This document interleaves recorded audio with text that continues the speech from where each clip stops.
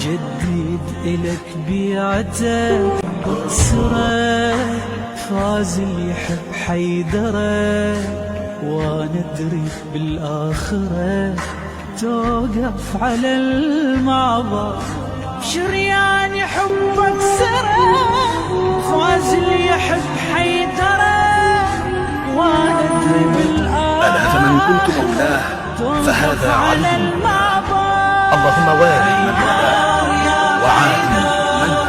حيدر يا حيدر مولانا يا حيدر، حيدر يا حيدر، حيدر يا حيدر مولانا يا حيدر. جينا احنا يم حضرتك، جدد إلك بيعتك واسرك، فاز اللي يحب حيدرك، وندري بالآخرة توقف على المعبر، شريان حبك سرك، فاز اللي يحب حيدرك، وندري بالآخرة أنا فمن كنت مولاه فهذا علي، اللهم والي من والاه وعادي من عاداه. حيدر يا حيدر مولانا يا حيدر، حيدر يا حيدر، حيدر يا حيدر مولانا يا حيدر. جينا احنا يم حضرتك، جدد إلك بيعتك واسرك، فاز اللي يحب. أعوذ بالله السميع العليم من الشيطان اللعين الرجيم. بسم الله الرحمن الرحيم.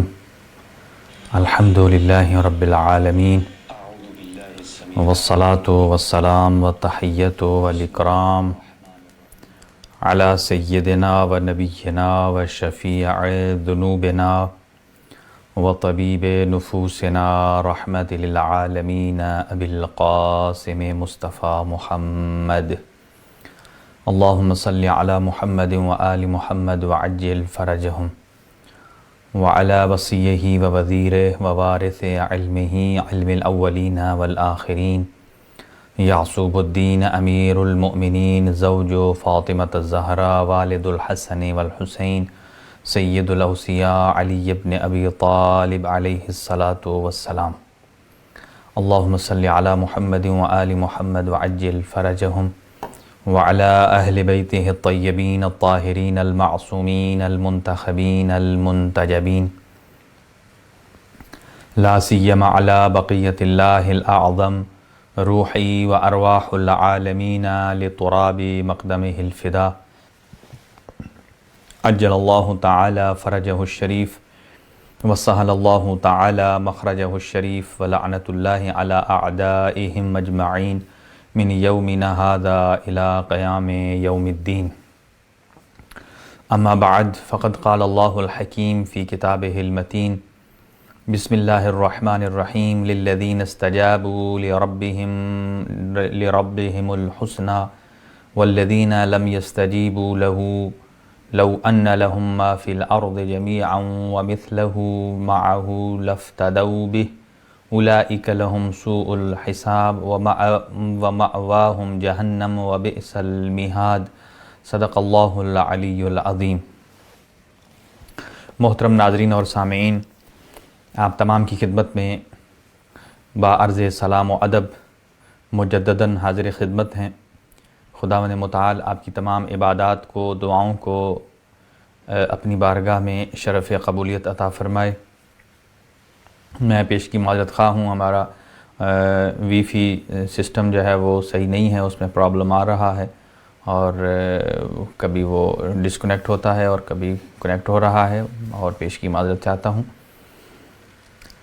خداوند متعال تمام امت مسلمہ بالخصوص بالعموم اور بالخصوص مکتب تشیع کو، اس کے جتنے اکابرین ہیں، جتنے بزرگان ہیں، جتنے علماء کرام واعظین ہیں، سب کو اپنی حفظ و امان میں رکھے، اور تمام ملت تشیع کو ہر قسم کی آفات ارضی و سماوی سے محفوظ اور مامون فرمائے، اور امت مسلمہ کو ایک مقام پر جمع فرمائے اور تمام تر مشکلات سے نجات عطا فرمائے۔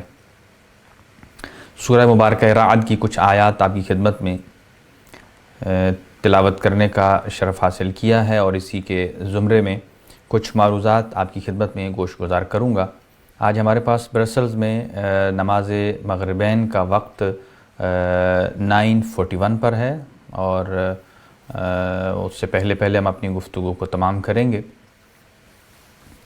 اور اسی حوالے سے کچھ معروضات آپ کی گوش گزار کروں گا۔ سورہ مبارکہ رعد میں ارشاد پروردگار ہے، اور درخواست دعا کی گئی ہے جو مریض ہیں ان کے لیے، خاص طور سے ایک نوجوان بیمار ہے، اللہ تعالیٰ ان کو شفائے کلی نصیب فرمائے، اور ایک مومنہ نیلوفر بیگم ہیں، اور جناب سید اطہر کاظمی صاحب ہاسپٹل میں ہیں، اللہ تعالیٰ کی ذات ان کو جلد از جلد شفائے کامل و عاجل عطا فرمائے، اور ایسے ہی جعفر علی مغل صاحب کو خداوند متعال ان کی تمام تر سماجی اور دینی خدمات خداوند متعال ان کو اجر جمیل اور جزیل عنایت فرمائے، اور ان کو صحت اور تندرستی عنایت فرمائے۔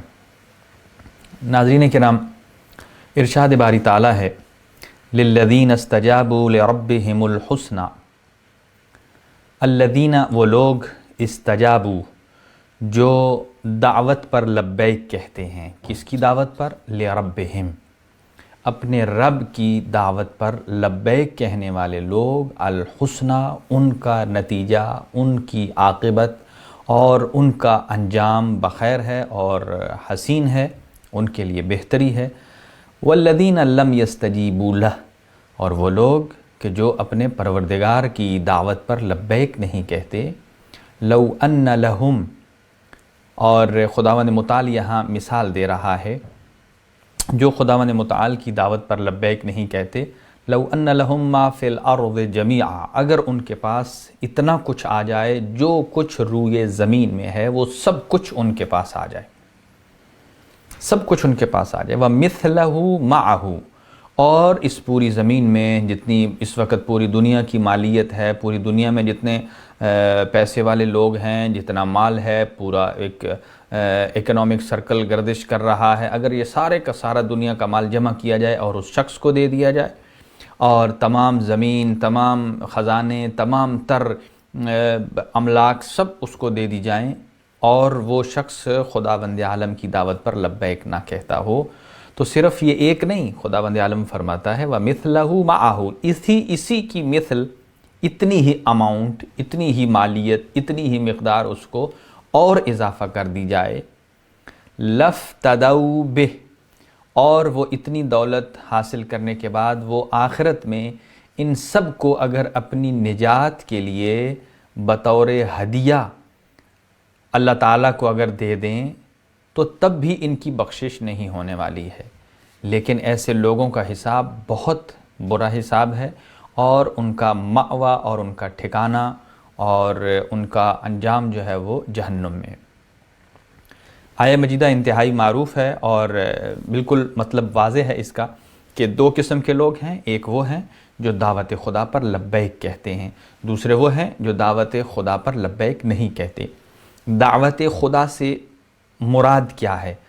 دعوت خدا کا مطلب یہ ہے دین مبین اسلام، دعوت خدا کا مطلب ہے توحید پر ایمان، دعوت خدا کا مطلب یہ ہے کہ انبیاء علیہم السلام کو تسلیم کرنا اور ان کی دعوت برحق کو قبول کرنا، اور اللہ کی دعوت پر لبیک کرنے کا مطلب یہ ہے اللہ کی عدالت کا قائل ہوا جائے، اس کائنات کا خالق، اس کائنات کا مالک، اس کائنات کا علی کل شیء قدیر جو چیز مطلق العنان حاکم ہے وہ پروردگار عالم کی ذات ہے، اور اس نے نظام ہدایت صرف سرکار دو عالم تک صلی اللہ علیہ وآلہ وسلم تک اپنا نظام ہدایت نہیں رکھا، بلکہ تا صبح قیامت اس نے اپنا نظام ہدایت برقرار رکھا ہے، اور پاک پیغمبر صلی اللہ علیہ وآلہ وسلم کے بعد 12 ائمہ بھی یہ دعوت پروردگار میں ہیں، اس دعوت پر بھی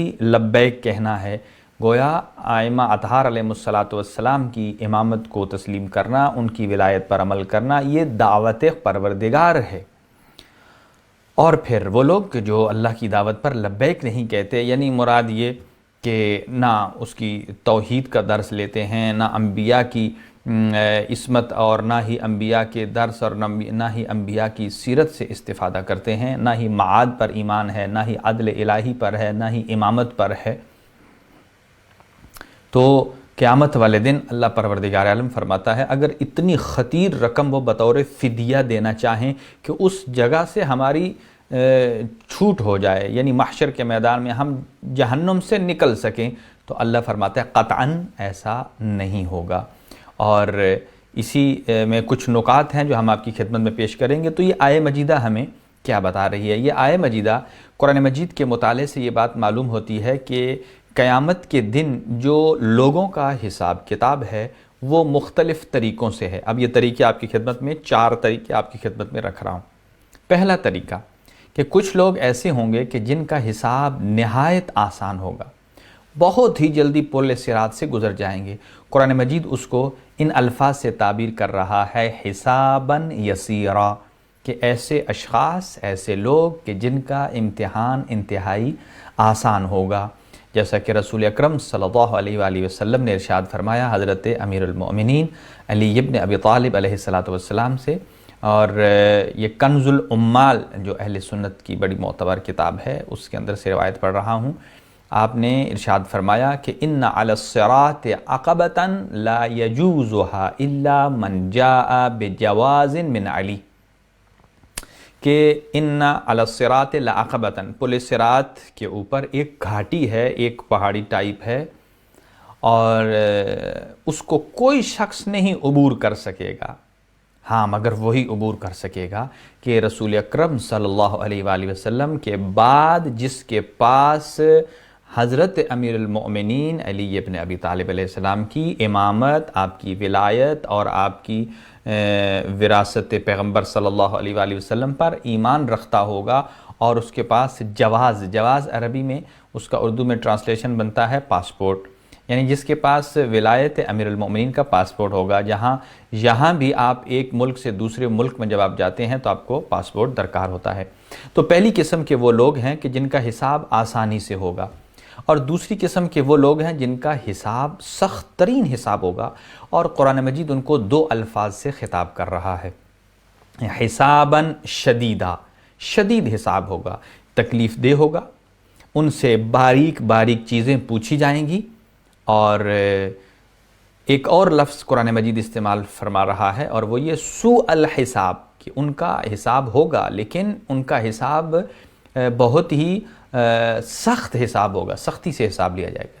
2 طریقے ہو گئے حساب کے، اور تیسرا کچھ لوگ ایسے ہیں کہ جن کو بغیر حساب کے دوزخ میں داخل کر دیا جائے گا، بغیر حساب کے دوزخ میں داخل کر دیا جائے گا، اور ان کے لیے کوئی عدالت نہیں لگائی جائے گی، یعنی کہ قرآن مجید اس کو اس الفاظ میں بیان کر رہا ہے فَلَا نُقِيمُ لَهُمْ يَوْمَ الْقِيَامَةِ وَزْنًا، ایسے لوگ ان کے لیے کوئی عدالت نہیں لگائی جائے گی، اور اس لیے کہ وہ بالکل پہلے سے ہی طے شدہ ہے۔ اس کی ایسے اگزامپل دوں، ایک اسٹوڈنٹ ہے، اگر وہ ایگزام میں شرکت کرتا ہے اور اگر پیپر بالکل خالی دے دیتا ہے، تو پھر اس کے بعد اب آپ کہیں کہ ٹیچر نے اس کی مارکنگ نہیں کی، کس چیز کی مارکنگ کرے؟ وہ خالی پیپر چھوڑ کر خود ثبوت دے رہا ہے کہ میرے پلے میں کچھ نہیں ہے، لہٰذا آٹومیٹیکلی وہ فیل ہونے کی طرف ہی جائے گا بغیر چیکنگ کے۔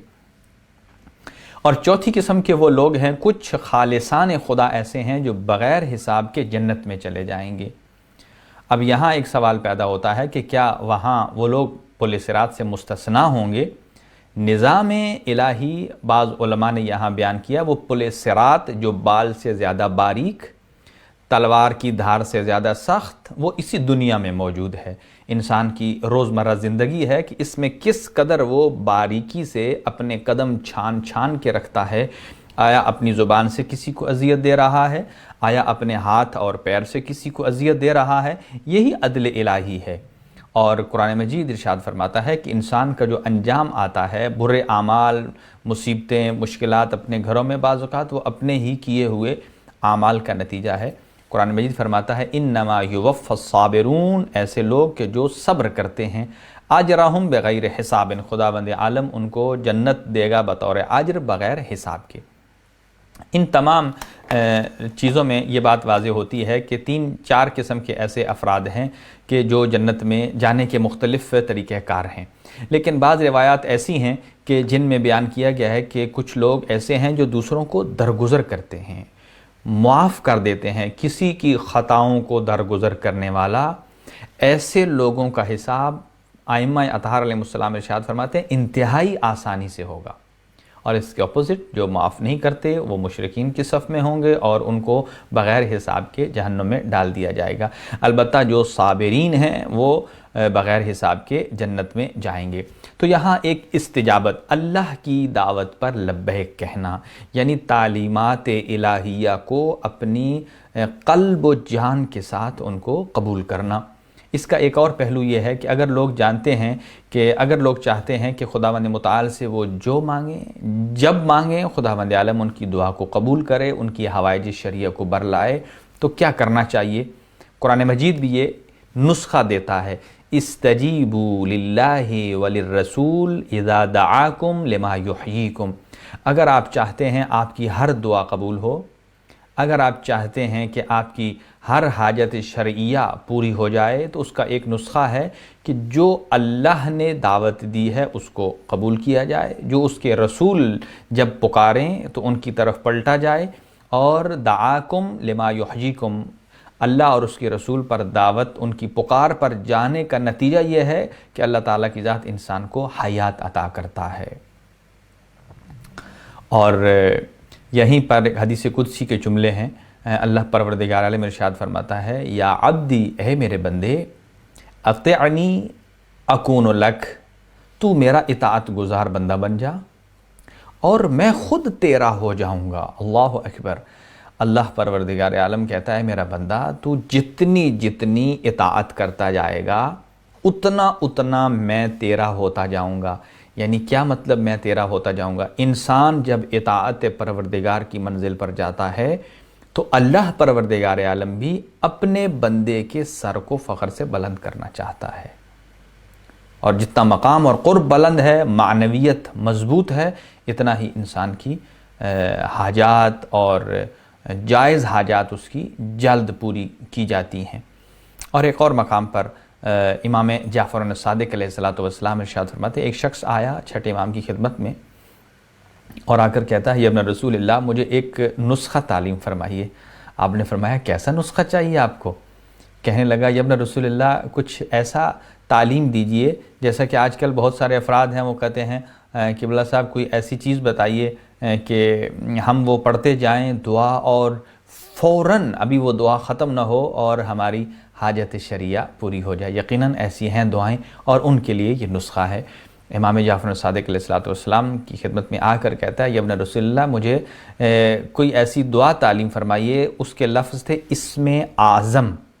اسم اعظم، چونکہ اسم اعظم اللہ پروردگار عالم کے ان ناموں کو کہا جاتا ہے کہ جو کسی کام کی انجام دہی میں اتنا مؤثر کردار ادا کرتے ہیں، ان کی معنویت، ان کے اندر پوشیدہ اسرار، ان کے رموز اس قدر مضبوط محکم ہوتے ہیں کہ انسان کی دعا جلدی قبول ہوتی ہے۔ تو امام علیہ السلام نے ارشاد فرمایا کہ میں کیوں نہ تمہیں ایک ایسا عمل بتاؤں، اس عمل کے بعد آپ اپنی زبان سے اپنے رحمان کے لیے جو لفظ بھی استعمال کرو گے وہ اس عمل کے نتیجے میں اسم اعظم بن جائے گا، وہ خود اسم اعظم بن جائے گا۔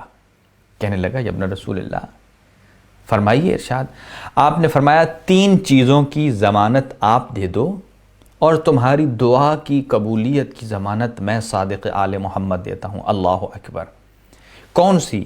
آپ نے فرمایا پہلی ضمانت اپنی زبان کی، اپنی زبان کی حفاظت کرو، ایک۔ دوسرا اپنے پیٹ کی حفاظت کرو، اسے حرام سے محفوظ رکھو، اور تیسرا اپنی شرمگاہ کی حفاظت کرو، اسے حرام سے محفوظ رکھو۔ کہا ان 3 چیزوں کی ضمانت آپ دے دو تو جب بھی دعا کرو گے اللہ اکبر۔ اس کا مطلب یہ ہے کہ انسان اگر اپنی زبان کو برائی سے روک کر رکھے، اپنے شکم کو حرام سے بچا کر رکھے، اپنی شرمگاہ کو حرام سے بچا کر رکھے، صرف حرام سے بچنے کا نتیجہ یہ ہے، صادق آل محمد ارشاد فرماتے ہیں کہ آپ جو بھی لفظ اللہ کا اپنی زبان سے نکالو گے، اللہ کے القابات، اللہ کی صفات ذات، اللہ کی صفات فاعلیہ جو بھی نکالو گے وہ اس میں اعظم بن جائیں گے۔ لیکن مشکل یہ ہے کہ کس طرح اس چیز پر قابو پایا جا سکے۔ تو فاستجاب، قرآن مجید کہتا ہے فاستجاب لہم ربہم، جو اس منزل پر آ جاتے ہیں، اللہ اور اس کے رسول کی دعوت کو قبول کرتے ہیں، خداوند متعال ان کی دعا کو قبول کرتا ہے۔ لیکن آپ ان کی دعا کیسے قبول ہو سکتی ہے کہ جن کو سرکار دو عالم میدان احد میں بھی بلاتے رہے، لیکن انہوں نے آپ صلی اللہ علیہ وآلہ وسلم کی ایک بات نہیں سنی۔ اب دعوت کی مختلف اقسام ہیں، کون کون سی دعوتیں ہیں؟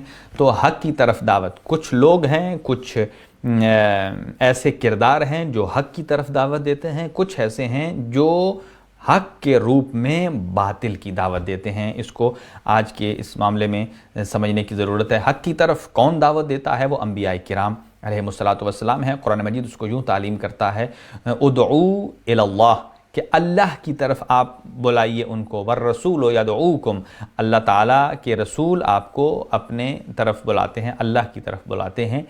اور داعیاً الی اللہ باذنہ سراجا منیرا، آپ حبیب حضرت محمد مصطفیٰ صلی اللہ علیہ وآلہ وسلم اللہ کے اذن سے لوگوں کو اللہ کی طرف بلاتے ہیں۔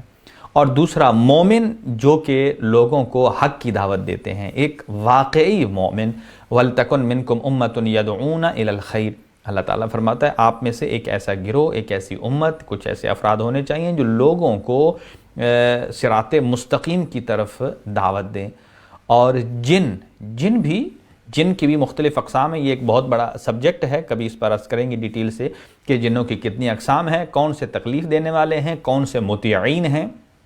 جیسا کہ امام حسین علیہ السلام کی خدمت میں بھی کچھ حاضر تھے، وہ اطاعت امام میں تھے، اور ائمہ اطہار علیہ السلام، اور کچھ جیسا کہ جنگ نہروان میں بھی تھے، اور جنوں میں بھی کچھ گروہ ہیں ایسے۔ یا قومنا، قرآن مجید کہتا ہے سورہ احقاف میں، یا قومنا اجیبو داعی اللہ، کہ اے میری قوم، جن کہتا ہے اے میری قوم، اللہ کی طرف آپ کو پکارا جا رہا ہے اور آؤ۔ اور یہیں پر ایک جملہ ہے، یہ وہ لوگ ہیں کہ جو حق کی طرف انبیاء ہیں، ائمہ اطہار ہیں، مومنین ہیں، اور اس طرح جو رہبران ہیں۔ اور کچھ ایسے ہیں کہ جو ائمہ کا لفظ استعمال ہوا ہے، ائمہ حق اور ائمہ سو، وہ کس طرح ہے؟ قرآن مجید کہتا ہے ائمۃ یدعون الی النار، کچھ ایسے امام بھی ہیں کہ جو ائمہ جمع ہے امام کی، کچھ ایسے ائمہ ہیں جو لوگوں کو نار کی طرف دعوت دیتے ہیں۔ اب یہ آپ کا اور ہمارا کام ہے کہ ہم چیک کریں کہ کون سے امام ہیں خود ساختہ کہ جو لوگوں کو اپنی طرف دعوت دیتے ہیں۔ جو ائمہ اطہار، ائمہ اہل بیت اطہار علیہ السلام ہیں، وہ کبھی بھی اپنی طرف نہیں، وہ اپنے وسیلے سے اللہ کے دین کی طرف بلاتے ہیں، رسول اکرم صلی اللہ علیہ وسلم کے دین کی طرف توجہ دلاتے ہیں۔ تو کچھ ایسے ہیں کہ جو خود، جن کو امام صادق علیہ السلام نے خاص طور سے منع کیا تھا کہ کبھی قیاس سے کام نہیں لینا، پھر بھی انہوں نے قیاس سے کام لیا۔ اور دوسرا شیطان، قرآن مجید کہتا ہے کان الشیطان یدعوہم، شیطان ان کو بلاتا ہے۔ اور کس طرح شیطان، وہ کہتے ہیں ہمیں تو شیطان نہیں بلاتا، یا ہم اس کے چنگل میں نہیں آئیں گے۔ تو قرآن کہتا ہے ما کان لی علیکم من سلطان الا ان دعوتکم، کہ شیطان ان سے کہے گا میرا تو تمہارے پر بس نہیں چلتا تھا، میں نے تو صرف تمہیں دعوت دی ہے، آگے کام آپ نے خود کیا ہے۔ اسی طرح ایک مثال ہے کہ ایک شخص وہ قبرستان سے نکل رہا تھا، تو کیا دیکھا آگے ایک شخص قبرستان میں داخل ہو رہا ہے، اس کی گردن میں مختلف قسم کی زنجیر ہیں۔ زنجیر جو ہوتے ہیں کوئی موٹے، جس سے جانور کو باندھا جاتا ہے، ظاہر ہے بھینس کو باندھنے کے لیے بڑے زنجیر کی ضرورت ہے، اسی طرح اونٹ کو باندھنے کے لیے بڑے زنجیر کی ضرورت ہے، اور چھوٹے جانور جو بکری ہے ان کو باریک سا زنجیر بھی اگر ہو تو کافی ہوتا ہے۔ تو ایک شخص جو قبرستان سے نکل رہا تھا اور جس کو دیکھا اس نے، جو انٹر ہو رہا تھا، کہ اس کی گردن میں مختلف زنجیر ہیں، کوئی چھوٹا ہے، کوئی بڑے سائز کا ہے، کوئی ہیوی ہے، کوئی بالکل کمزور ہے۔ تو اس نے اس سے سوال کیا کہ آپ کون ہو؟ اس نے کہا میرا نام حضرت ابلیس ہے، میں شیطان ہوں۔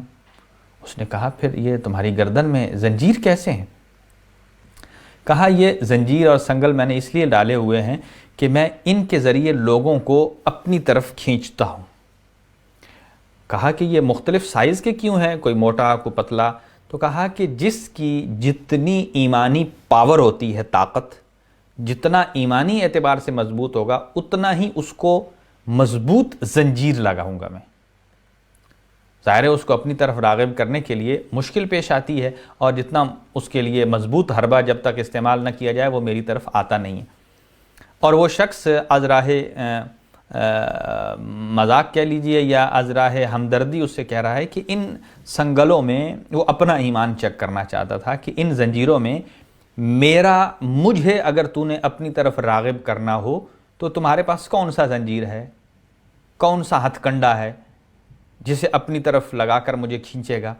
اور وہ ابلیس مسکرایا اور مسکرا کر کہنے لگا جو اپنے ہوتے ہیں ان کے لیے زنجیر کی ضرورت نہیں ہوتی۔ کتنا خوبصورت جواب دیا، معنی خیز کہا جو اپنے ہوتے ہیں ان کے لیے زنجیر کی ضرورت نہیں ہے۔ یعنی شیطان اسے کہہ رہا تھا تو میرا اپنا چیلا ہے، تجھے زنجیر لگانے کی ضرورت نہیں ہے، بس میں تجھے ایک اشارہ کرتا ہوں اور تو میرے سے تیز بھاگتا ہے۔ یہ اس بات کی طرف علامت ہے کہ اس وقت بھی دنیا میں کچھ ایسے ائمہ، کچھ ایسے رہبران ہیں کہ جو یدعون الی النار کی طرف دعوت دے رہے ہیں، اور جو شیطانی راستے پر چل نکلے ہیں۔ اور پھر کچھ مشرکین ہیں جو کہ آپ نے آج دیکھا، کچھ دن سے دیکھ رہے ہیں، اولئک یدعون الی النار، وہ لوگوں کو جہنم کی طرف بلا رہے ہیں۔ اب دعوت کے موضوعات کیا کیا ہیں؟ اللہ کی دعوت، انسان کو اگر اللہ کی دعوت پر لبیک کہے تو اللہ کی دعوت کے موضوعات سبجیکٹس کون سے ہیں؟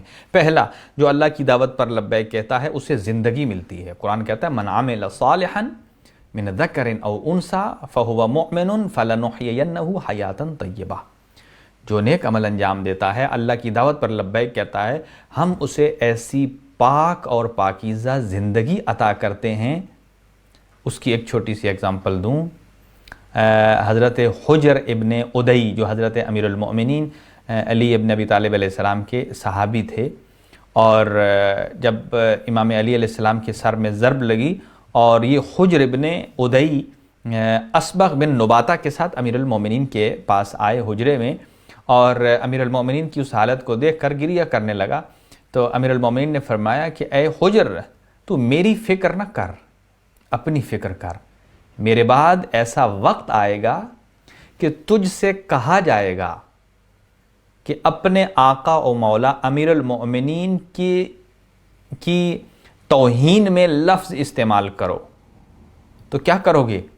حجر ابن ادئی کہتا ہے یا امیر المؤمنین، میری جان چلی جائے، میرے جسم کے ٹکڑے ٹکڑے کر دیے جائیں، لیکن میری یہ زبان جو امیر المؤمنین جنہیں رسول اللہ صلی اللہ علیہ وسلم نے حق کے لیے معیار قرار دیا ہے کہ العلی مع الحق والحق مع العلی، ان کی ذات کے خلاف کبھی بھی میری زبان سے توہین آمیز جملے نہیں نکلیں گے۔ نتیجہ یہی ہوا کہ حاکم شام نے پھر حجر ابن ادئی کو شہید کروا دیا، اور 1000 سال کے بعد جب ابھی عراق میں ان کی قبر کو کھودا گیا، اور بلکہ کسی نے ان کی بے حرمتی کی، نبش قبر ویسے بھی حرام ہے، نبش قبر کا مطلب ہوتا ہے کسی کی قبر کو کھودنا، اور جو مزار بنے ہوئے تھے وہ لوگ کہ جو داعش جو مزارات کے دشمن تھے، انہوں نے جب کھودا تو کیا دیکھا، 1000 سے زائد سال کا عرصہ ہو گیا ہے، ابھی حجر ابن ادئی قبر میں اس کا بدن ویسے ہی تر و تازہ موجود تھا، جیسے لگتا ہے ابھی ان کو دفن کیا گیا۔ یہ ہے ایمان کی طاقت کہ دعوت اللہ پر لبیک کہنے سے نہ انسان کی روح کمزور ہوتی ہے اور نہ انسان کا بدن پرانا اور ماند ہوتا ہے، حتیٰ کہ وہ زیر زمین دفن ہی کیوں نہ رہے۔ اور دوسرا مورد ہے راہ مستقیم۔ یقیناً اللہ تعالیٰ کی جو دعوت ہے وہ ایک سیدھا راستہ ہے، اور قرآن ان الفاظ سے انہیں یاد کرتا ہے لَتَدْعُوهُمْ إِلَى صِرَاطٍ مستقیم، اور تیسری بات، جو اللہ کی دعوت پر لبیک کہتا ہے اس کے حصے میں بطور انعام مغفرت پروردگار نصیب ہوتی ہے۔ واللہ یدعو الی الجنہ والمغفرہ، کہ اللہ پروردگار عالم آپ کو جنت کی طرف اور مغفرت کی طرف بلا رہا ہے۔ اور تیسری بات، جب اللہ کی دعوت پر لبیک کہتا ہے یقیناً جنت اس کا مقدر ہے۔ قرآن فرماتا ہے واللہ یدعو الی دار السلام، کہ اللہ تعالیٰ آپ کو ایسے گھر کی طرف بلاتا ہے، دعوت دیتا ہے جو دار سلامتی ہے۔ اور پانچویں چیز ہے نجات، کہ جو ادعوکم الی النجات، کہ انبیاء فرماتے ہیں کہ میں تمہیں راہ نجات کی طرف پکار رہا ہوں۔ یہ تمام تر چیزیں ہیں۔ اب کوئی اب کوئی سوال کر سکتا ہے کہ آخر کون ایسا آدمی ہے کہ جو اللہ کی دعوت کو قبول نہ کرے؟ جی ہاں، لوگ انکار کر دیتے ہیں، لیکن کس وجہ سے کرتے ہیں؟ جو مفسرین نے اس کے عناصر بیان کیے ہیں وہ کہتے ہیں 4 بڑے فیکٹر ہیں جن کی وجہ سے لوگ دعوت حق کو قبول نہیں کرتے۔ پہلا فیکٹر یہ ہے کہ آباء و اجداد کی اندھی تقلید، کہ انسان کہے میرے باپ یہ کرتے رہے، میرے دادا یہ کرتے رہے، بغیر سوچے سمجھے، یعنی اس کی سوچ کی ڈائریکشن جو ہے وہ بالکل ایسے ہی بند آنکھوں کی جانب جا رہی ہے۔ وہ اپنی سوچ کا زاویہ کھولتا نہیں ہے کہ وہ تھوڑا رائٹ لیفٹ دیکھے دنیا میں کیا ہو رہا ہے۔ بس وہ ایک جیسے کنویں کا بیل ہوتا ہے کہ وہ اسی کے گرد چکر لگا رہا ہوتا ہے، وہ سمجھتا ہے کہ میں اگر یہاں سارا دن چلتا رہا تو یہی ساری زندگی ہے۔ لیکن قرآن مجید، ابھی عرض کرتا ہوں آپ کی خدمت میں، قرآن مجید نے ایک لفظ استعمال کیا اولو الالباب۔ اولو الالباب کا مطلب کیا ہے؟ صاحبان عقل۔ صاحبان عقل اپنی عقل کی ڈائریکشن کو کبھی روکتے نہیں ہے۔ جو عقل پر تالا لگا دیتا ہے سمجھیے وہ ہدایت سے دور ہو گیا۔ اگر کسی نے اپنی عقل کو بند کر دیا تو اس کا مطلب یہ ہے نہ وہ سنتا ہے نہ وہ سمجھتا ہے، ایسے شخص سے نہ تو گفتگو ہو سکتی ہے اور نہ ہی وہ کسی چیز کو ایکسپٹ کرنے کو تیار ہے۔ تو قرآن مجید کہتا ہے پہلا فیکٹر کیا ہے؟ آباء و اجداد کی اندھی تقلید۔ ہاں، جو مثلا اس کی ایک ایگزامپل دیتا ہوں، حضرت موسیٰ علیہ السلام کی اور فرعون نے جب بلایا اور سارے جو جتنے جادوگر تھے ان سب کو بلایا، اور حضرت موسیٰ علیہ السلام کو اللہ تعالیٰ نے ایک معجزہ دیا، عصا۔ آپ عصا کو پھینکتے تھے تو وہ اژدہا سانپ بن جاتا تھا۔ تو جب ان جادوگروں نے اپنے سانپ پھینکے تو اب حضرت موسیٰ نے اپنے عصا کو پھینکا، وہ اژدہا بن گیا، بڑا سانپ بن گیا، ان کے سارے سانپوں کو کھا گیا۔ اب جیسا ہی ان جادوگروں نے دیکھا کہ ہمارا جادو تو فیل ہو گیا، حالانکہ وہ جادوگر کوئی ایک نسل سے نہیں تھے، یعنی ایک ہی پہل نسل سے نہیں تھے، بلکہ وہ نسل در نسل جادو ان کی آباء و اجداد سے چلا آ رہا تھا۔ ان کے باپ نے کیا، اس سے باپ نے کیا، اس طرح کر کے وہ بڑے اپنے جادو میں مضبوط تھے۔ تو جیسے ہی انہوں نے دیکھا کہ حضرت موسیٰ کا جادو ہمارے جادو سے زیادہ ہے، پاورفل ہے، کہ وہ ہمارے ہی جادو سے تیار کیے گئے سانپوں کو کھا گیا، تو جیسے ہی انہوں نے حقانیت کو اپنی آنکھوں سے دیکھا، چونکہ جادوگر تھے، وہ جانتے تھے کہ کیا کیا ٹرک ہے، وہ جانتے تھے ہم جو کر رہے ہیں وہ جادو ہے، لیکن یہ حضرت موسیٰ جو کر رہے ہیں وہ جادو نہیں ہے، وہ حقیقت ہے۔ اس کا مطلب یہ ہے کہ وہ جادوگر جو نسل در نسل جادو کرتے چلے آ رہے تھے، جب انہیں حقانیت نظر آئی تو انہوں نے اپنی آنکھوں کو بند نہیں رکھا، کھولا، اور وہ مان گئے کہ واقعاً حضرت موسیٰ حق ہیں۔ تو انہوں نے نہ فرعون کی پرواہ کی، نہ اس کے زندان کی پرواہ کی، نہ اس کے قاتل کی دھمکیوں کی پرواہ کی، اور فوراً آمنا بموسیٰ و ہارون، فوراً انہوں نے کہا کہ ہم حضرت موسیٰ اور حضرت ہارون کے رب پر ایمان لاتے ہیں۔ فرعون نے بڑی دھمکیاں دی، جان سے مار دوں گا، یہ کر دوں گا، وہ کر دوں گا، لیکن جس کو حق نظر آ جاتا ہے پھر اس کے نزدیک اس کا دل اتنا مضبوط ہو جاتا ہے کہ پھر حق چیز ہی ایسی ہے کہ انسان کے دل کو کمزور نہیں ہونے دیتی۔ تو پہلی چیز کہ آباء و اجداد کی اندھی تقلید ہے، ان کا نسل در نسل چلتے رہنا یہ دلیل نہیں ہے کہ وہ سارے کے سارے حق پر تھے۔ 2، تعصب۔ تعصب کیا ہوتا ہے؟ تعصب بھی ایسا ہے کہ انسان کسی کے ساتھ اگر دشمنی رکھتا ہے تو وہ کہتا ہے بھائی وہ اس کے ساتھ میں اسے اچھا نہیں سمجھتا ہوں تو اس کی باتیں میں کیوں سنوں. اسی لیے اسلام نے کہا ہے کہ جب آپ کسی شخص سے برائی دیکھتے ہیں تو آپ برے سے نفرت مت کیجئے، اس کی برائی سے نفرت کریں. دونوں میں کیا فرق ہے؟ اگر اس برے سے نفرت کرنے لگ پڑیں گے کہ وہ یہ کام کرتا ہے، وہ گندا کام کرتا ہے، وہ صحیح کام نہیں کرتا، تو آپ اس کی اصلاح نہیں کر سکیں گے. ظاہر ہے پھر آپ کے درمیان فاصلہ پڑ جائے گا، برا اور آپ دور ہو جائیں گے. نہ آپ کی دعوت وہاں پہنچ سکے گی، نہ وہ حق سن سکے گا، نہ ایکسیپٹ کر سکے گا، نہ ہی وہ صراط مستقیم پر آ سکے گا. ہمیں اس بندے سے کوئی اختلاف نہیں، ہمیں اس کی اس برائی سے اختلاف ہے جس کی وجہ سے وہ خراب ہو رہا ہے، معاشرہ خراب ہو رہا ہے. لہٰذا ہمیں چاہیے کہ اگر وہی شخص اس برائی کو چھوڑ دیتا ہے تو وہی ہمارا دوست ہو جاتا ہے. اسی طرح اسی لیے قرآن مجید بھی بعض روایات کے سائے میں بھی یہ چیزیں ملتی ہیں کہ آپ یہ مت دیکھیے کہ کون کہہ رہا ہے، یہ دیکھیے کیا کہہ رہا ہے. کہ اگر کوئی دشمن بھی اچھی بات کرتا ہے تو اسے لے لینا چاہیے. یہ نہیں کہنا چاہیے وہ میرا دشمن ہے، وہ بھلے اچھی بھی کرے تو میں اس کی بات نہیں لوں گا. اسے کہتے ہیں تعصب. اور تیسری چیز ہے تکبر. بعض اوقات تکبر انسان چیز کو روک دیتی کہ میں اتنا پڑھا لکھا، میں بڑا علامہ، میں بڑا فہامہ، میں نے اتنا پڑھا، اور وہ ایک چھوٹا سا آدمی مجھے بتائے کہ یہ مسئلہ ایسے ہے. نہیں، قطعاً ایسا نہیں ہے. جس آدمی نے یہ سمجھ لیا میں سب سے بڑا ہوں، وہی علم انسان کے لیے نقصان کا باعث ہوتا ہے. علم نافع وہ علم ہوتا ہے کہ جو انسان کی اپنی ہدایت کا سبب بھی بنتا ہے اور دوسروں کی ہدایت کا سبب بنتا ہے. جو تکبر کرتا ہے یا تکبر کا سبب بنے وہ علم نہیں ہے. اور آخری چیز ہے نفسانی خواہشات، کہ خود خواہشات ایسی ہیں. بعض اوقات ہماری خاندانی معاملات ایسے ہوتے ہیں کہ انسان کہتا ہے اتنا عرصہ میرے خاندان والے کیا کہیں گے، اتنا عرصہ میں یہ کرتا رہا ہوں، میرے خاندان والے. ارے بھائی، آپ کے اور ہمارے خاندان نے کوئی ہماری قبر میں نہیں جانا. ہمارے معاملات اپنے اللہ پروردگار عالم سے اگر صاف ہیں تو ہمارا دل مطمئن ہے، بھلے کوئی جو کہتا رہے. اور اسی طرح قرآن مجید کی اگلی آیت ہے، اس کی جانب ہم بڑھتے ہیں.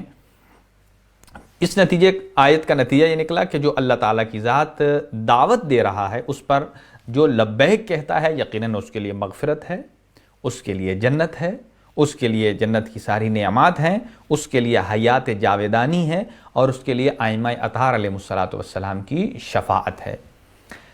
سورہ رعد آیت 19 ارشاد پروردگار ہے. افہمن، دیکھیں اللہ تعالیٰ نے کیسا اسلوب، کیسا جیسے کہیں کہ انداز اپنایا ہے سمجھانے کے لیے. انٹروگیٹو اس کویسچن کی شکل میں، افمن یعلم انما انزل الیک من ربک الحق کمن هو اعمی. دیکھیں دو میں ترجمہ کرتا ہوں اور آپ کو سمجھ میں آئے گا کہ کیا، اے میرے حبیب، کیا وہ لوگ کہ جو جانتے ہیں کہ جو کچھ آپ کے اوپر نازل ہوا ہے وہ حق ہے. ایک قسم کے وہ لوگ ہیں جو جانتے ہیں کہ جو رسول اکرم صلی اللہ علیہ وآلہ وسلم پر نازل ہوا دین ہے، قرآن ہے، وحی ہے، دیگر جتنی چیزیں رسول اکرم صلی اللہ علیہ وآلہ وسلم پر نازل ہوئی ہیں سب کے سب حق ہیں. ایک گروہ وہ ہے. دوسرے وہ ہیں کہ جو بالکل ان کی آنکھیں بند ہیں، وہ حق تسلیم نہیں کرتے. قرآن انہیں کہتا ہے ہوا اعمی. تو کیا اندھے ہیں؟ یعنی کیا ایسے لوگ کہ جو آپ پر جو کچھ نازل ہوا جو اسے حق سمجھتے ہیں، کیا یہ ان کی طرح ہو سکتے ہیں جو بالکل اندھے ہیں؟ حالانکہ اندھے نہیں تھے، ان کی آنکھیں تھیں. جیسا کہ قرآن مجید ایک اور مقام پر ارشاد فرماتا ہے وَلَقَدْ ذَرَعْنَا لِجَهَنَّمَ كَثِيرًا مِّنَ الْجِنِّ وَالْإِنسِ لَهُمْ آذَانٌ لَا يَسْمَعُونَ بِهَا لَهُمْ أَعْيُنٌ لَا يُبْصِرُونَ بِهَا. قرآن مجید کہتا ہے ہم نے جنوں اور انسانوں کی کثیر تعداد سے جہنم کو بھر دیا. اور وہ کیسے لوگ ہیں؟ آنکھیں رکھتے ہیں مگر دیکھتے نہیں ہیں، کان رکھتے ہیں مگر سنتے نہیں ہیں. اس کا مطلب یہ نہیں ہے کہ ان کی آنکھیں نہیں ہیں، آنکھیں ہیں، 6x6 ہیں، چشمہ لگانے کی ضرورت بھی نہیں ہے، اچھے انداز سے دیکھ سکتے ہیں. پھر یہاں قرآن مجید ان کو اندھا کیوں کہہ رہا ہے؟ تو جو اللہ کی دعوت سے پھسل جاتا ہے، اس کو قبول نہیں کرتا ہے، قرآن یہ نہیں کہہ رہا کہ کیا جو آپ پر جو کچھ نازل ہوا ہے اس کا علم رکھنے والے یا اس کا علم نہ رکھنے والے برابر ہو سکتے ہیں، ایسا نہیں کہہ رہا۔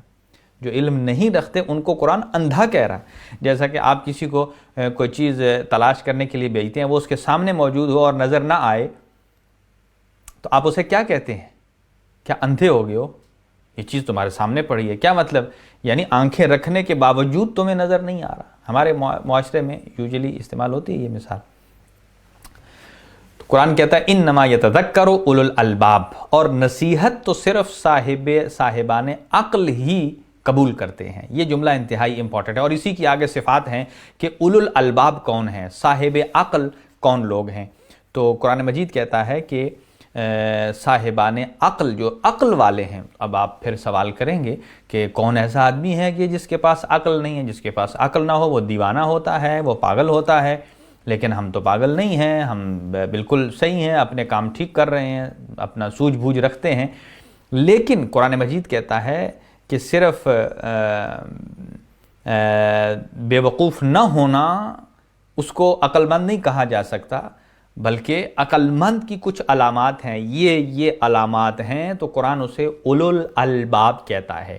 یہ اولو الالباب کیا ہے، اس کے بارے عرض کرتا ہوں آپ کی خدمت میں کہ یہ اولو الالباب جو ہے یہ قرآن مجید میں تقریباً 16 مرتبہ 16 ٹائم استعمال ہوا ہے، اور ہر دفعہ ایک نئی خصوصیت اور ایک نئے وصف، ایک نئی صفت اور کمال کے ساتھ بیان ہوا ہے۔ لفظ یہ کہ اولو الالباب یعنی عقل والے۔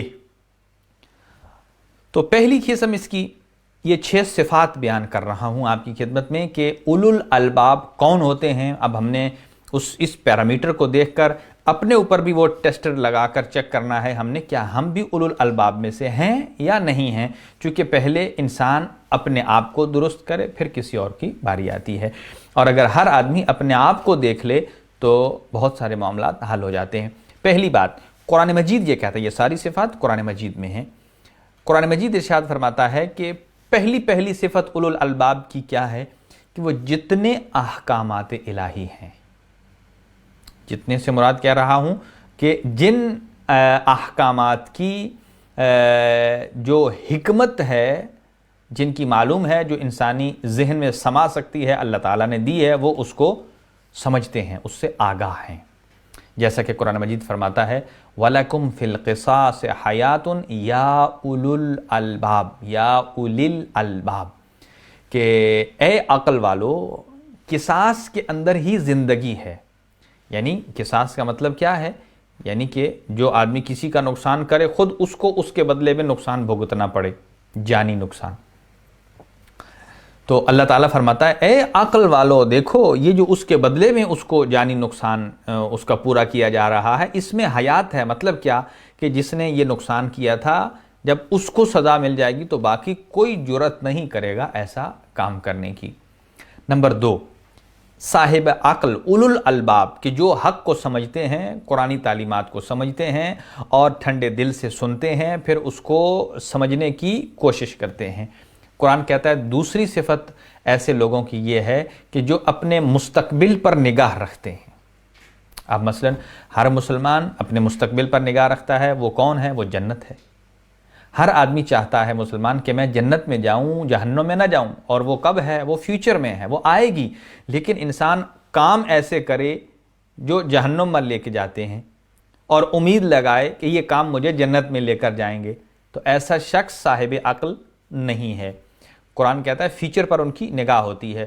وَتَزَوَّدُوا، قرآن کہتا ہے فَتَزَوَّدُوا، اپنے لیے زادِ راہ اکٹھا کرو۔ زادِ راہ یعنی سفر پر جانے کے لیے، مثلا ایک آدمی سفر پہ جاتا ہے تو راستے میں کھانا پینا، پیسے، کرایہ، جو کچھ اس کو راستے میں ضرورت پڑتی ہے اس کے پاس ہوگی تو اس کا ٹریولنگ ایزیلی وہ کر سکے گا، موو کر سکے گا، نہیں تو پرابلم میں پڑ جائے گا۔ تو قرآن کہتا ہے زادِ راہ اکٹھا کرو۔ فَإِنَّ خَيْرَ الزَّادِ التَّقْوَىٰ، اور بہترین جو ذخیرہ ہے وہ تقوی الہی ہے۔ پھر قرآن کہتا ہے فَاتَّقُونِ، متقی ہو جاؤ، یا اولی الالباب، سورہ بقرہ کی 97 آیت میں، کہ اللہ فرماتا ہے اے صاحبان عقل، یعنی جو فیوچر پر نگاہ رکھتے ہیں۔ تیسری صفت کہ ایسے لوگ کہ اس دنیا کو صرف گزرگاہ سمجھتے ہیں، دنیا کو پکا پکا ٹھہرنے کا ذریعہ نہیں سمجھتے۔ قرآن کہتا ہے لِأُولِي الْأَلْبَابِ، یہ ہیں عقل والے۔ امیر المؤمنین ارشاد فرماتے ہیں الدنیا دار الممر ولا دار المقر، دنیا پکی پکی رہنے کی جگہ نہیں ہے بلکہ ایک گزرگاہ ہے۔ تو اس کا مطلب ہرگز یہ نہیں ہے کہ انسان اپنا مکان نہ بنائے، انسان اپنے آلات سفر وسیلہ سفر نہ لے، انسان سیر و سیاحت نہ کرے، قطعاً اس کا مطلب یہ نہیں ہے۔ انسان کو محنت کرنی چاہیے، مشقت کرنی چاہیے، الکاسب و حبیب اللہ، خوب محنت کر کے رزق کمانا چاہیے، اپنی بچوں کو حلال کھلائے، اپنے آپ کو حلال کھلائے، آخرت کے لیے ذخیرہ کرے، کمانا چاہیے۔ نتیجہ کہاں ہے؟ کئی لوگ کہتے ہیں نہیں پھر ہمیں پرانا لباس پہننا چاہیے، ایک کوٹھری میں، نہیں، ایسا نہیں ہے، بلکہ اللہ اور محمد و آل محمد علیہ السلام کی تعلیمات یہ ہیں کہ دنیا سے بے تعلقی کا مطلب یہ ہے کہ انسان دنیا کو اپنا مقصد نہ بنا لے کہ سب کچھ میرا ہم غم سب کچھ یہ پیسہ ہی ہے۔ نہیں، اگر یہ دنیا وسیلہ ہے بڑے مقصد کے لیے جو آخرت ہے، جو جنت ہے، اس کے لیے جتنا مرضی کمائیے، خوب کمائیے۔ اور چوتھی صفت یہ ہے، قرآن مجید کہتا ہے کہ یتفکرون فی خلق السماوات والارض، کہ جو عقل والے ہیں وہ اللہ کی زمین اور آسمان میں سوچتے ہیں کہ کس نے خلق کیا، کون خالق ہے، کون مالک ہے، اور کس کی وجہ سے اب یہ زمین باقی ہے۔ اسی لیے روایات میں ہے لولا الحجت لساخت الارض، اگر حجت خدا موجود نہ ہو اس زمین پر تو زمین دھنس جائے۔ حجت خدا کون ہے؟ الہی نمائندہ، اللہ کی طرف سے بھیجا ہوا رہبر۔ اگر زمین اس سے خالی ہے تو یہ زمین تباہ ہو جائے۔ اس کا مطلب یہ ہے کہ کوئی ایسا نمائندہ موجود ہے جس کی وجہ سے ابھی تک زمین قائم ہے، اور وہ حضرت امام مہدی آخر الزمان علیہ السلام کے علاوہ کوئی نہیں ہے اس روئے زمین پر۔ اور آپ کہیں کہ باقی جو ہیں ائمہ اربع آپ کہہ لیجئے، یا باقی خلفاء جتنے چلے بعد پیغمبر سے لے کر اور جتنے آگے تک جتنی خلافت اور ملوکیت آئی، ان کی وجہ سے زمین کیا دھنسی؟ اگر ایسا ہے، اگر اولی الامر کی کوئی تعویل اس طرح کرتا ہے کہ جو اس زمانے کا صدر یا وزیر اعظم ہے کسی اسلامی حکومت کا، وہ اولی الامر ہے، اس کی وجہ سے زمین ٹھہری ہوئی ہے، تو ایسا ممکن نہیں ہے، بلکہ وہ تو تبدیل ہوتے رہتے ہیں، ہر 5 سال بعد نیا اولی الامر آ جاتا ہے۔ کئی دفعہ ایسا ہوتا ہے کہ جب نگران حکومت بن جاتی ہے، ایک اولی الامر گیا ہے، دوسرا ابھی آیا نہیں، ان بیٹوین زمین کو تو تباہ ہو جانا چاہیے، لیکن زمین اپنی اسی شد و مد کے ساتھ باقی ہے۔ اور صاحبان عقل کیا کہتے ہیں؟ ربنا ما خلقت ھذا باطلا، اے اللہ تو نے اس کائنات کو جو بنایا ہے تو نے اسے لغو، باطل، بے مقصد نہیں بنایا۔ اور ایک اور نشانی ہے، اللہ تعالیٰ ارشاد فرماتے ہیں صاحبان عقل کی علامت یہ ہے لقد کان فی قصصہم عبرۃ لأولی الالباب، کہ ہم نے جتنے قصے بیان کیے ہیں قرآن مجید میں وہ صاحبان عقل ان سے عبرت حاصل کرتے ہیں۔ اور انہی قصوں میں ایک حضرت ابراہیم علیہ السلام کا قصہ ہے، جب اللہ تعالیٰ نے ان کو آزما لیا مختلف آزمائش میں، اور اس کے بعد اللہ تعالیٰ نے ان کو امامت عطا کی۔ امامت عطا کی، اس کا مطلب یہ ہے کہ اللہ یہ عہدہ امامت آسانی سے نہیں مل جاتا کہ کارنر کسی پاکٹ میٹنگ میں اور کارنر میٹنگ میں کچھ انسان کر لے اور کہے کہ فلاں امام ہے۔ نہیں، امامت کے لیے امتحان دینا پڑتا ہے، اور امتحان مختلف قسم کے امتحان ہیں۔ کیا امیر المؤمنین کے امتحانات کم رہے ہیں؟ بعد پیغمبر جتنے امتحان امیر المؤمنین کے اوپر آئے ہیں اور جس طرح انہوں نے صبر کیا، اور خداوند متعال اس کی مثال آپ دیکھ رہے ہیں۔ اور پھر حضرت ابراہیم نے فرمایا کہ یہ امامت ایسے ہی نہیں چلی جاتی اولاد در اولاد۔ حضرت ابراہیم نے فرمایا کیا یہ میری اولاد میں جائے گی؟ اللہ تعالیٰ نے فرمایا نہیں، لا تنالوا عہد الظالمین، کہ یہ امامت یہ نہیں ہے کہ ظالم یا اس امامت تک کوشش نہیں کریں گے، یہ نہیں کہا ظالم بار بار کوشش کریں گے کہ یہ امامت کا ٹائٹل ہمارے پاس آ جائے، لیکن یہ اتنا مقدس ٹائٹل ہے کہ یہ کسی غیر معصوم کے پاس جاتا ہی نہیں ہے، اسے ہر جگہ شرمندگی کا سامنا ہوگا۔ اس ٹائٹل کو لے کر آپ اندازہ لگائیے کہ کتنے ایسے افراد ہیں. ایک اور شخص نے بھی سلونی کا دعویٰ کیا تھا امیر المومنین کے علاوہ، اور سوائے پشیمانی کے اور کچھ نہیں ملا اس کو. ایک اور نشانی جو قرآن مجید کہتا ہے، بس سیکنڈ لاسٹ ہے، کہ کون لوگ ہیں؟ الذین یستمعون القول، ایسے لوگ ہیں کہ جو وعظ کو سنتے ہیں، نصیحت کو سنتے ہیں، حق بات کو سنتے ہیں، اور پھر فیتبعون احسنہ، اور پھر اچھے طریقے سے اس کا انالیسس کرتے ہیں اور پھر اس کی پیروی کرتے ہیں. اولئک ھم اولو الالباب، یہی ہیں جو عقل والے ہیں. اور آخری صفت یہ ہے کہ یہ لوگ ایسے ہیں امن ہوا قانت اناء اللیل، کہ صاحبان عقل وہ ہیں کہ جو آدھی رات کو، راتوں کو اٹھ کر عبادت کرتے ہیں. اور انما یتذکر اولو الالباب، اور صاحبان عقل ہی نصیحت حاصل کرتے ہیں. جو نصیحت حاصل نہیں کرتا اس کے اندر صاحبان عقل کی کوئی علامت پوشیدہ نہیں ہوتی ہے. آئیے ایک مزید ہم آیت اور تلاوت کرتے ہیں اور پھر اپنی گفتگو کو تمام کریں گے. آیت نمبر 20، آیت 20 سورہ مبارکہ رعد. رعد کا مطلب کیا ہے؟ کڑک بجلی یہ جو چمکتی ہے، یہ سورہ رعد ہے، اس میں اس کا تذکرہ ہے. اور یہ رعد بھی اللہ تعالیٰ اسی قرآن مجید اسی سورہ مبارکہ میں ارشاد فرماتا ہے کہ ملائکہ بھی استغفار اور تسبیح پروردگار کرتے ہیں، اور یہ رعد بھی کڑک بجلی یہ بھی تسبیح پروردگار کرتی ہے. اب ایک آیت ہے الذین یوفون بعہد اللہ ولا ینقضون المیثاق. آپ آیت نمبر 20 دیکھ سکتے ہیں جا کر سورہ رعد کی. الذین، یہ اولو الالباب کون ہیں؟ عقل والے. ان کی ایک صفت بیان ہوئی ہے، الذین، یہ ایسے لوگ ہیں یوفون بعہد اللہ، جو اللہ تعالیٰ کے ساتھ وعدہ کرتے ہیں، عہد کرتے ہیں، اسے پورا کرتے ہیں. ولا ینقضون المیثاق، اور کبھی بھی عہد شکنی نہیں کرتے، میثاق اور وعدے کو نہیں توڑتے.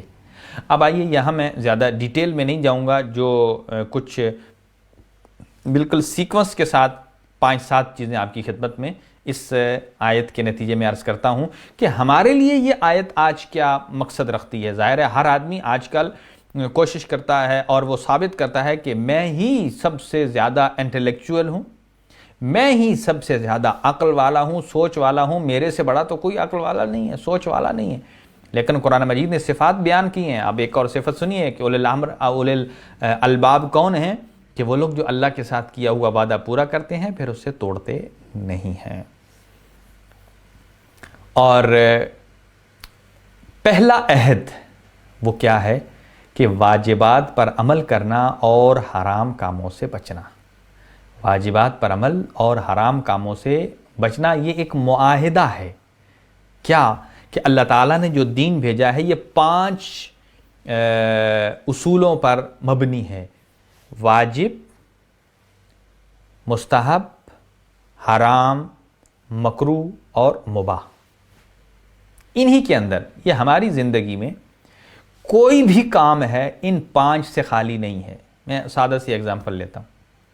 کوئی آدمی گھر میں آتا ہے، جاتا ہے، باہر سے چیزیں لاتا ہے، نوکری کرتا ہے، بزنس کرتا ہے، سفر کرتا ہے، حج عمرہ کرتا ہے، لوگوں سے ملتا ہے، دوستوں سے تیمارداری کرتا ہے. ہر عمل یہ ان 5 احکام خمسہ سے خالی نہیں ہے. یہ ایک دین کا ایک رکن ہے، بلکہ اساس ہے. یعنی پورا دین اگر خلاصہ کیا جائے تو 5 ہی چیزوں میں بنتا ہے. اور یہ اللہ تعالیٰ کا معاہدہ ہے کہ جب انسان، جیسا کہ بچہ ہے وہ 15 سال میں بالغ ہو جاتا ہے، بچی 9 سال میں بالغ ہو جاتی ہے، اس کا مطلب یہی عہد جو 5 احکام والا ہے یہ اس پر لاگو ہو جاتا ہے. اب اس پر وہ کیپیبل ہے کہ وہ ان احکامات کو سنبھال سکے. اور دوسری شک یہ ہے کہ اہم ترین جو چیز ہے عہد. عہد کیا ہے؟ وعدہ. وہ ہے رہبران الہی اور امامت اور رہبریت کا عہد، کہ جو انسان عہد لیتا ہے کہ اپنے رسول اکرم صلی اللہ علیہ وآلہ وسلم کے بعد اس ہدایت کے سلسلے کو جاری اور ساری رکھے گا، اور جو تا صبح قیامت تک. اب دیکھ لیجئے جو افراد شاید نہیں مانتے، اب اس کا تو کوئی علاج نہیں ہے، لیکن ایک مثال دیتا ہوں. یہ تمام کتابوں میں یہ حدیث موجود ہے رسول اکرم صلی اللہ علیہ وآلہ وسلم کے 12 جانشین ہیں، خلفاء ہیں، خلفائی کا لفظ استعمال ہوا ہے، جن میں سے پہلے علی، پھر امام حسن، پھر امام حسین، پھر زین العابدین، پھر امام محمد باقر، جعفر صادق، امام موسیٰ کاظم، علی رضا، محمد تقی، علی نقی، امام حسن عسکری اور امام مہدی آخر الزمان عجل اللہ تعالیٰ فرج و شریف۔ نبی کریم صلی اللہ علیہ وسلم نے چلے اس ٹائم پر 3 شخصیات تو موجود تھیں، مولا علی موجود تھے، امام حسن تھے، امام حسین تھے، باقی 9 تو نہیں تھے۔ تو سرکار دو عالم نے ہر ایک کا جو نام بتایا، لقب بتایا، کنیت بتائی، کیا سیم ویسا آئے یا نہیں آئے؟ آئے۔ سیم ویسا ہی آنا، کسی کی نسل کو پہلے سے بتا دینا اور پھر ویسے آنا، یہ معجزہ ہے اور کچھ نہیں۔ ہاں، کسی کا کوئی نسل گزر چکی ہو تو اس کو سارے یاد کر کے بیان کر سکتے ہیں، لیکن کسی کے دنیا میں آنے سے پہلے بتانا، یہ اس جملے کی اور پاک پیغمبر کی حقانیت کی دلیل ہے کہ آپ نے جو فرمایا ہے وہ بالکل ایگزیکٹ، جس کا سرکار دو عالم پر ایمان ہے پھر وہ ادھر ادھر نہیں جائے گا کہ فلاں بات اپنے پیمانے پر نہیں پرکھے گا کہ میرا دل کیا کہتا ہے، میرا ذہن اسے مانتا ہے، نہیں بھائی، جب سرکار دو عالم نے ایک چیز کہہ دی ہے اس کا مطلب یہ ہے کہ وہ لوہے پر لکیر ہے۔ اور عہد امامت کے ساتھ ایک اہم تیسری بات، میثاق کیا ہوتا ہے؟ عام ہر وعدہ میثاق نہیں ہے۔ میثاق اس چیز کو کہا جاتا ہے جس کے ساتھ انسان کو اطمینان حاصل ہو۔ وثوق کسے کہتے ہیں؟ میثاق نکلا ہے وثوق سے۔ وثوق کا مطلب ہوتا ہے کہ جو انتہائی جسے کہا جائے کہ مضبوط ذریعہ، جس میں کوئی شک اور شبہ کی گنجائش نہیں ہے۔ ایسے ہی جو الہی راہبر ہیں ائمہ ہدیٰ علیہ السلام، ان کا وجود انسانوں کے قلوب اور ان کی جانوں کو اطمینان اور سکون دیتا ہے، لہٰذا اس کو میثاق کہا جاتا ہے۔ جیسا کہ قرآن مجید اس کو بیان کرتا ہے، وَإِذْ أَخَذَ اللَّهُ مِيثَاقَ النَّبِيِّينَ لَمَا آتَيْتُكُم مِّن كِتَابٍ وَحِكْمَةٍ، کہ اللہ تعالیٰ نے انبیاء کرام علیہ السلام سے میثاق لیا۔ کس چیز کا میثاق لیا؟ اس کی طول تفصیل زیادہ ہے۔ اور میثاق کسے کہتے ہیں؟ کہ جس سے انسان کو سکون حاصل ہو جائے۔ تو جس امام کی امامت سے آپ کے دل میں سکون، ٹھہراؤ، اطمینان آ جاتا ہے، وہ حقانیت پر دلالت کرتا ہے۔ اور ایک اور چیز ہے کہ وعدہ جو اللہ تعالیٰ نے لیا وہ ہے والدین کا احترام۔ والدین کا احترام اور امانتوں کو ان کے مالکوں تک پہنچانا۔ اور میں کہتا ہوں کہ بہت خوش قسمت ہیں وہ نوجوان، وہ بچے، وہ بچیاں کہ جن کے والدین بڑے ہی انٹلیکچوئل ہیں، بڑے پڑھے لکھے ہیں، بہت ہی سمجھدار ہیں، جو سیدھی ڈائریکشن پر اپنی اولاد کو گائیڈ کرتے ہیں۔ اور وہ والدین بھی بہت خوش قسمت ہیں کہ اللہ تعالیٰ نے ایسی ان کو اولاد عطا کی ہے، چاہے بیٹے ہوں یا بیٹیاں، کہ جو ان کے فرمانبردار ہیں۔ اور اسلام کہتا بھی یہی ہے کہ انسان اپنے والدین کے سامنے سر تسلیم خم کرے اور سب کچھ اپنا جھکا دے۔ اور یہ امانت ہے کہ جو والدین اپنی اولاد میں منتقل کر رہے ہیں، یہی ہے۔ جیسا کہ جتنی معلومات، جتنا جتنے دین پر جو پریکٹس کرتا ہے، ایک بڑے ہمارے دوست ہیں، بہت اچھا ان کا ایک انالیسز ہے، وہ کہتے ہیں کہ ہم میں سے کوئی بھی معصوم تو نہیں ہے۔ معصوم اگر ہوں تو پھر 100% آپ کو یقین ہو کہ گناہ نہیں کرتے اور ہمیشہ اچھے عمل کرتے ہیں۔ اور دین پر جو پریکٹس ہے، نماز ہے، سچائی ہے، روزہ ہے، عبادات ہیں، قرآن مجید کی تلاوت ہے، سب کچھ ہے، اس پر بھی 100% اگر کوئی کہے میں بالکل پورا ہوں تو کوئی نہیں ہے بشمول ہمارے۔ تو ہم کتنا دین پر عمل کرتے ہیں؟ زیادہ سے زیادہ چلے، اگر کوئی 100% تو کوئی نہیں ہے، البتہ اگر کوئی 75% کرتا ہے تو خود 75 ہے، لیکن اس کی اولاد اس درجے پر تو نہیں آ سکے گی، وہ 50 پر رہ جائے گی، اس کے بعد کی نسل 50 پر رہ جائے گی، 25 پر، اور اس کے بعد والی 0 پر۔ یعنی 3-4 نسلوں کے بعد جو ہم پریکٹس کر رہے ہیں وہ بالکل 0 تک آ جائے گی۔ اس کا مطلب یہ ہے جتنا ہم اپنی اولاد کو اپنی اعتبار سے تربیت دے رہے ہیں، اتنا ساتھ یہ بھی امانت ایک سپرد کرنا ضروری ہے، وہ بھی اگلی جنریشن کو، اپنی اولاد کو اتنا ہی شد اور مد اور اپنا جسے کہا جائے کہ اپنی پوری طاقت کے ساتھ ان تک اپنی انفارمیشن منتقل کریں، تاکہ جہاں تک یہ جا سکے وہاں تک سلسلہ یہ جانا چاہیے۔ توفیق الہی انسان کے شامل حال رہنی چاہیے۔ لیجئے ہم یہاں اپنی گفتگو کو روکتے ہیں۔ نماز مغربین کا وقت 41 پر ہے انشاءاللہ، اور دعا ہے پروردگار عالم ہم سب کے صغائر اور کبائر سے درگزر فرمائے اور میثاق الہی، عہد الہی کو پورا کرنے کی توفیق عنایت فرمائے۔ پروردگار جتنے مومنین ہمارے ساتھ شریک ہیں ان سب کی دعاؤں کو پورا فرمائے۔ سید اطہر کاظمی صاحب ہاسپٹلائز ہیں، اللہ تعالیٰ کی ذات ان کو شفائے کلی عنایت فرمائے۔ برادر محمد اصغر زیدی صاحب ہیں، اللہ تعالیٰ آپ کو سلامت رکھے۔ جناب سید محسن نقوی صاحب آپ سلامت رہیے، آپ کی ماشاءاللہ اولاد امجاد جتنی ہیں سب خوش و خرم رہیں۔ جناب احد جان ہیں، جناب سید محمد حسین شاہ صاحب ہیں، احمد رضا صاحب ہیں، اور جناب ذوالفقار موسیٰ صاحب ہیں، جناب سید اصغر زیدی صاحب ہیں، اور جناب بنگش صاحب ہیں، مصطفیٰ رزاق صاحب ہیں۔ جی آپ سلامت رہیں، آپ کی والدہ کو اللہ شفا عطا فرمائے اور آپ کے تمام مرحومین کی مغفرت فرمائے، اور آپ کو طول عمر اور صحت و سلامتی عطا فرمائے، اور جتنے والدین بزرگان ہیں سب کا سایہ اپنی اولاد کے سروں پر تعدیر قائم اور دائم فرمائے۔ اور